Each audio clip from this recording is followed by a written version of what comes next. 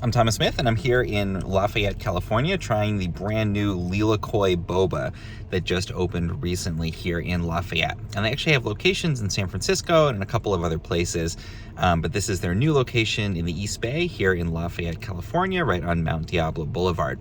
And they make really great boba bubble tea. It's got a Hawaiian theme, so you can see Lilikoi is the Hawaiian word for passion fruit. So if you've been to the Hawaiian Islands, then you definitely are going to recognize that. And it's really delicious bubble tea. This is my first time trying it. I got a Thai tea here, full sugar, full ice, very sweet, very delicious. The tea seems like it's good quality. They've got the kind of bamboo straws there, so it's easy to drink it. And I've got clear boba in here. You can get all different kinds of toppings and additions.